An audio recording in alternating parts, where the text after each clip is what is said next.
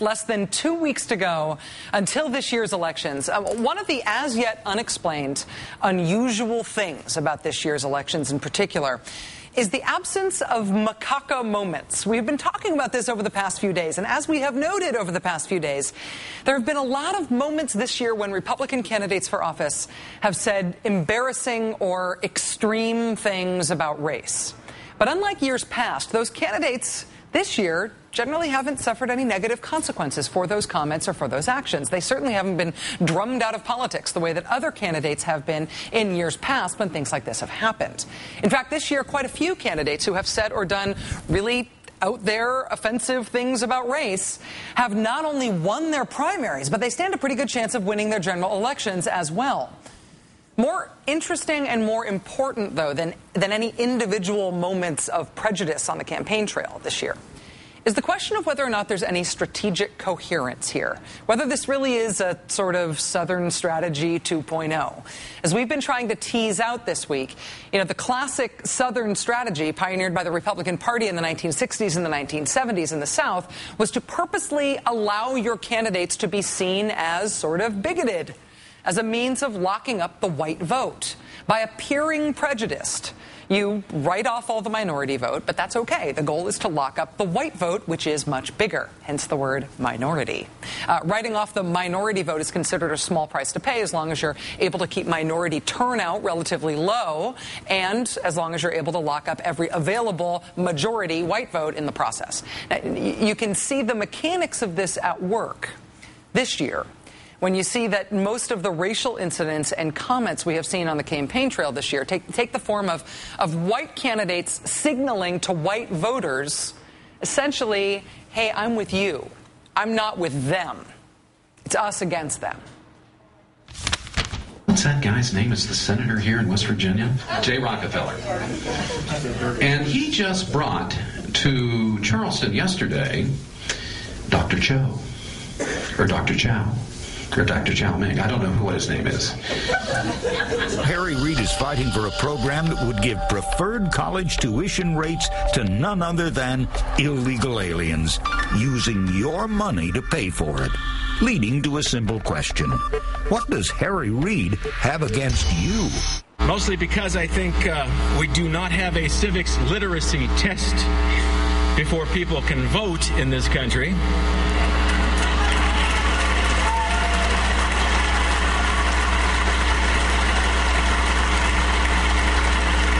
People who could not even spell the word vote or say it in English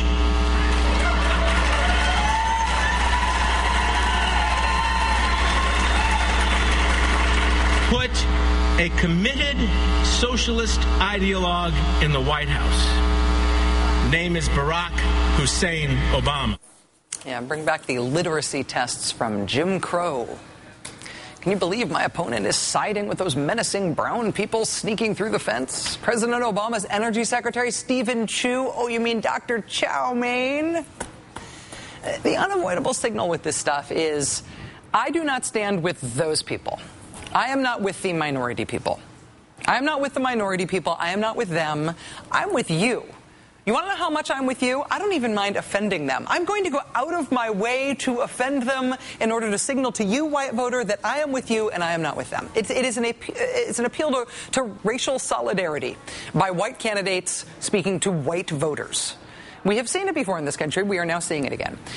But the uglier thing that gives this kind of stuff its political punch is that you're not just making clear to the electorate that the country is divided along racial lines, that you as a candidate stand with them, you stand with the white folks. You're also making clear that there is an active threat against them. There's a fear component here. White people aren't just separate from minorities in the country. White people need to stand together. White people need to stand together, especially around election time, because white people are in danger. White people are facing a threat. White people are threatened. We have seen that strategy at play this year in politics in terms of how dangerous Latinos are. They're coming across the border. They're coming to get your jobs. Louisiana Senator David Vitter even ran an ad showing menacing brown people coming through a fence, presumably to get to his constituents, even though Louisiana isn't on the border. Maybe he meant the fence was between Louisiana and Mississippi. It does start with M. The idea that they're coming to get you, that they're coming to get you stuff, that has been the rhetoric, even though illegal immigration is actually down in recent years. But still, the political potency is there, right? White people, be afraid of those brown people. They're coming to get you. It's not just brown people, of course. Americans have also been fed a steady diet of be afraid of black people, too. We have seen this on Fox News, in particular since Barack Obama was elected president. Whether it's the new Black Panther Party, two guys who braid their beard hair who nobody ever heard of before Fox News made them famous, or Acorn, which Fox News still contends secretly controls the world. We call them trilateral Acorn. Or Shirley Sherrod or Van Jones. White people, be afraid of the black people. They are coming to take something from you that is rightfully yours. Beyond menacing brown and black people out to get you, though, it's worth pointing out today, because of today's news, that Fox News in particular has also focused on another target, the scary Muslims that are out to get you. That has been a Fox News specialty for a long time now. If you're a 20 to 30-year-old Islamic male, even if you have no evil intentions, expect to be delayed. We have to profile. It's time to have a Muslims checkpoint line in America's airports and have Muslims be scrutinized. You better believe it. It's time. There's no question there is a Muslim problem in the world.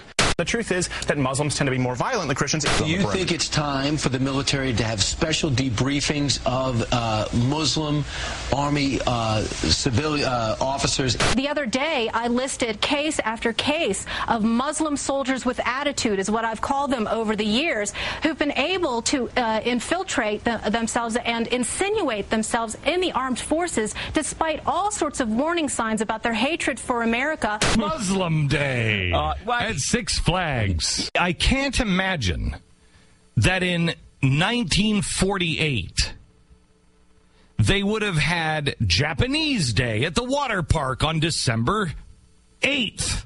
Stop with the government Muslim outreach programs, okay? I'm tired of it. While the president was hosting an iftar dinner for Ramadan, by the way, my apologies. I didn't even know Ramadan was happening, so I didn't get you a present. I'm sorry. But I know it's late, but I'm going to put up my Ramadan tree after the program tonight. Profile Muslims between the ages of 16 and 45.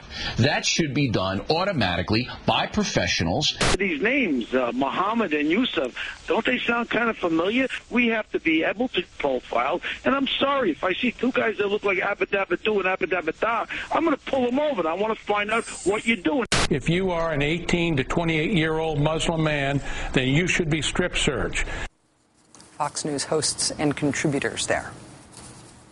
Today, the biggest story in news about the news is that a news analyst named Juan Williams was fired from his job at National Public Radio for having said this about Muslims on Fox News. When I get on a plane, I got to tell you, if I see people who are in Muslim garb, and I think, they're identifying themselves first and foremost as Muslims, I get worried. I get nervous. The shorthand headline for what happened with Mr. Williams today is Juan Williams fired from his job because of those comments about Muslims.